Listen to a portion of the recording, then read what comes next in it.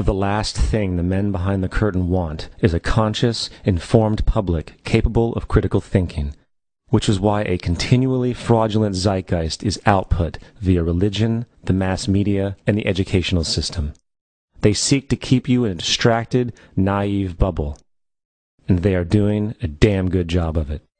In 2005, an arrangement between Canada, Mexico, and the United States was made. This arrangement, unannounced to the public, unregulated by Congress, merges the United States, Mexico, and Canada into one entity, erasing all borders.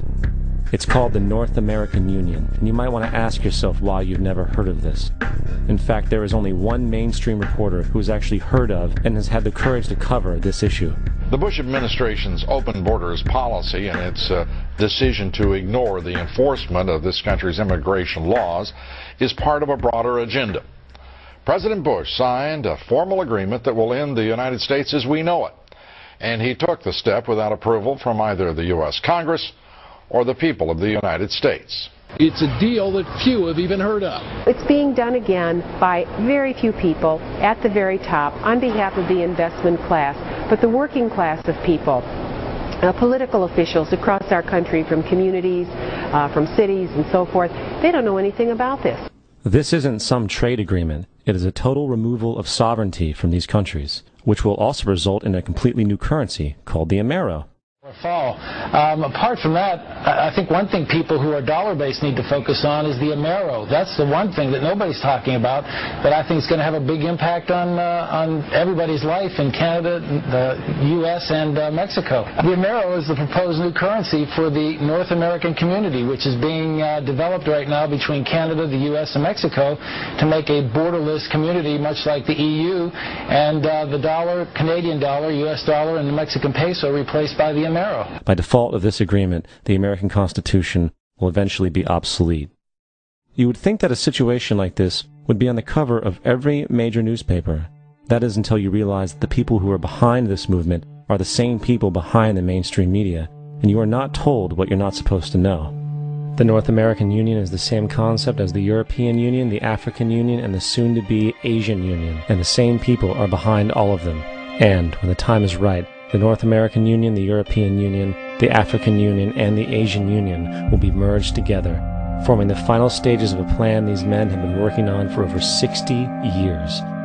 A one-world government.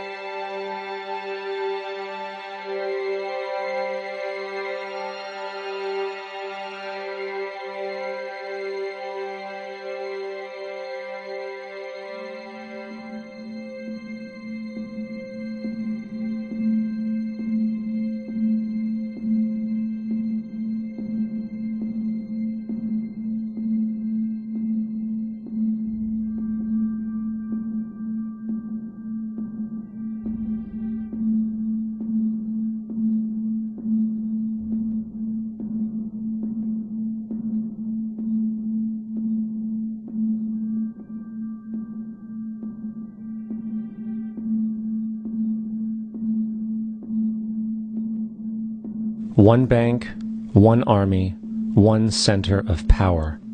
And if we have learned anything from history, it is that power corrupts, and absolute power corrupts absolutely.